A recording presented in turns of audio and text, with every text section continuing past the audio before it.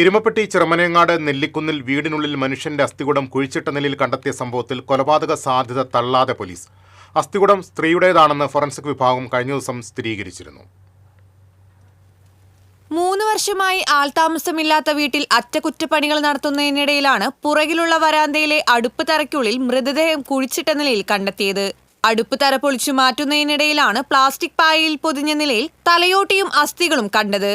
42 വയസ്സിനും 45 വയസ്സിനും ഇടയിൽ പ്രായമുള്ള സ്ത്രീയുടെയാണ് അസ്ഥികളെന്നും ഇവർക്ക് 153 സെന്റിമീറ്റർ ഉയരമുണ്ടെന്നും ഫോറൻസിക് പരിശോധനയിൽ കണ്ടെത്തിയിട്ടുണ്ട്.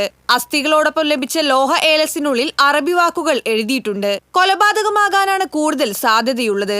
മരണകാരണം ഫോറൻസിക് വിഭാഗം നടത്തുന്ന കൂടുതൽ പരിശോധനയിലേ വ്യക്തമാകൂ. കുന്നംകുളം ACP CR സന്തോഷിന്റെയും എരുമപ്പെട്ടി ഇൻസ്പെക്ടർ അനീഷ് കുമാറിന്റെയും നേതൃത്വത്തിൽ അന്വേഷണം ഊർജിതമാക്കി. ഈ വീട്ടിൽ വാടകയ്ക്ക് താമസിച്ചിരുന്നവരെ കേന്ദ്രീകരിച്ചാണ് അന്വേഷണം നടക്കുന്നത്. ചില കുടുംബങ്ങളെ വിളിച്ചുവരുത്തി മൊഴി രേഖപ്പെടുത്തിയിട്ടുണ്ട്. TCV news, Erumapetty.